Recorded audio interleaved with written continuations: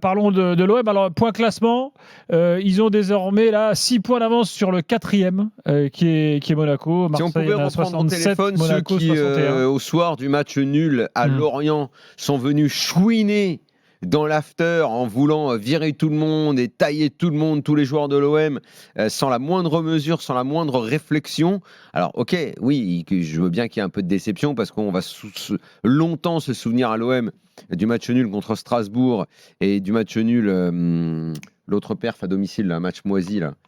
Qu'ils ont fait là après Strasbourg, le match contre Montpellier, et qu'effectivement ces deux matchs-là ils doivent faire 6 points de plus, et l'OM avec 6 points de plus, ça devient très très sérieux dans le haut du classement.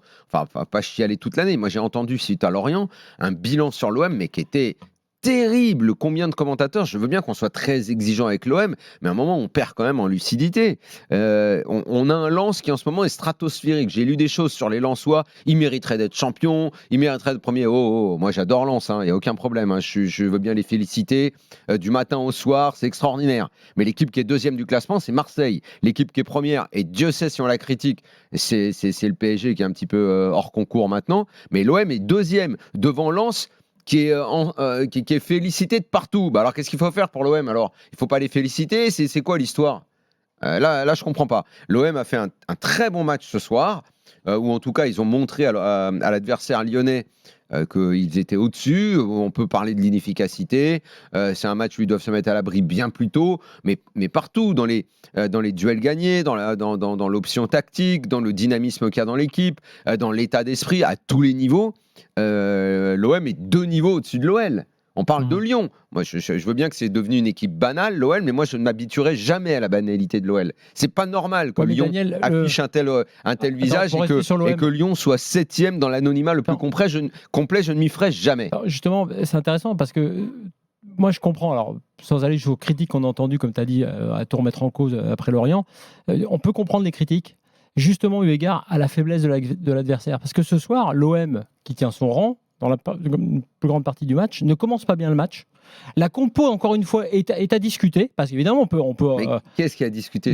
C'est le fameux Mbemba où on ne comprend pas. Alors, Chancel Mbemba, Malinowski. Oui, mais il n'y a personne qui a réellement montré. Malinowski, je suis d'accord avec toi, il est décevant. Mais personne n'a vraiment montré qu'on pouvait lui prendre sa place. Mais après, si tu veux, Malinowski est pas bon, et c'est vrai que Tudor, ne change pas, tu vois, finalement, il maintient. Parce que, mais attends, il ne change pas parce que Lyon n'est pas bon, finalement.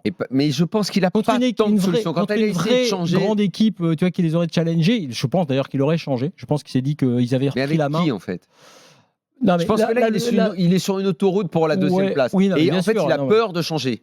Peut-être. Et il ne veut plus prendre l'initiative, et il veut y aller comme ça. Pour répondre à ce que tu dis, je pense que s'il y a eu des critiques, sans aller sur celles qui étaient extrêmes, elles sont légitimes, parce que tu sens que parfois, là, dans ce début de match, tu as pu avoir un doute, tu t'es dit, tiens, ils se font un peu bouger, c'est un peu inhabituel. Tiens, Malinowski est inexistant. Ouais. Tiens, défensivement, Balerdi te fait un peu peur, comme d'habitude. Toi, tu as toujours ces petits trucs. L'ensemble du match, on est tous d'accord. Après, je reviens à photo. Que l'OM doit en mettre 3 ou 4. Le meilleur Lyonnais, c'est Lopez. Le meilleur Lyonnais, c'est Lopez. Il leur sauve le match. C'est un tournant d'ailleurs quand Klose, à mon avis, il peut jouer seul. Après, il fait des mauvais choix. Enfin, il y a plein d'erreurs. Et puis, il y a évidemment Hunder qui doit mettre aussi son but. Et ça, c'est important quand même à noter. Il mérite de n'être que deuxième et de ne pas être titré cette année pour ça. Oui. Non, mais offensivement, ce n'est pas suffisant. Mais parce qu'ils n'ont pas aussi. Parce qu'ils n'ont pas un effectif de dingue. Ils n'ont pas le matériel, je suis d'accord. Ils n'ont pas un effectif de dingue. Mais malgré tout, il faut le dire. C'est-à-dire que Marseille, puisqu'on discute, tu as raison, de ce truc qu'on entend sur Twitter, élan, ces trucs. Non, Paris est premier, mérite d'être premier, largement. Marseille mérite d'être deuxième, ou ils ont repris la deuxième place, c'est ça. Oui, pour le PSG, je relativiserai la notion de mérite. Tant pis, c'est du foot. Tu as un effectif comme le leur et que les prestations sont aussi insipides et que tu gagnes avec l'individualité. Mais ok, je veux bien te suivre. On a accepté l'idée il y a 5 journées de les challenger avec l'OM en disant ils peuvent être battus. Ça dépend de la définition du mérite. Ils ont gagné. Ça dépend de la définition du mérite. Je vous signale juste qu'on aura Johan Crochet tout à l'heure. Le match vient de se finir. Naples a gagné 1-0 à la Juve ce soir dans le choc italien. On en reparlera dans quelques minutes. Si tu veux, cet OM là qui est deuxième ne peut pas être mieux que deuxième quand tu as offensivement ce problème-là. Mais c'est déjà très bien d'être deuxième. Sanchez, qui, comme l'a dit Kevin très justement, est admirable, d'abnégation. C'est le pilier. Mais il est partout. Il veut tellement les ballons qu'il remonte. Il revient dans le cœur du jeu, donc il est plus devant. Évidemment, derrière, c'est un peu dur. Les mecs font des erreurs à côté de lui, il les rattrape par son pressing. Il fait tout. Bon, à un moment donné, c'est compliqué. Bon, sur le premier but, sa frappe est pas mauvaise. Bon, elle permet en plus à Under de marquer.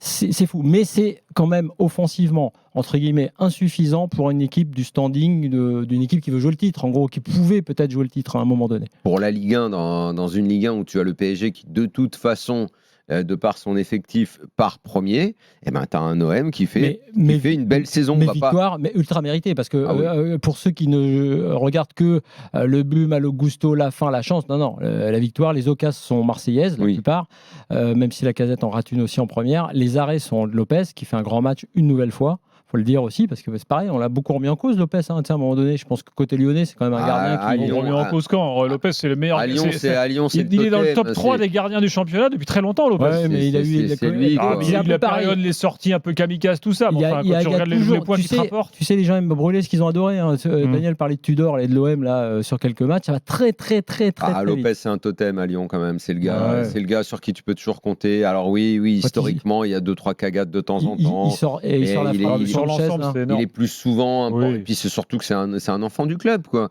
Et moi, je trouve que quand on nous resserre sans arrêt la soupe de l'enfant du club, les gamins du club, pour moi, il y a différentes catégories de jeunes du club à l'OL. Anthony Lopez, il est au-dessus. Il est au-dessus dans le côté tradition de Lyon et tout. Les autres jeunes, pour l'instant, d'abord, ils sont très jeunes et il faut encore qu'ils montrent beaucoup de choses.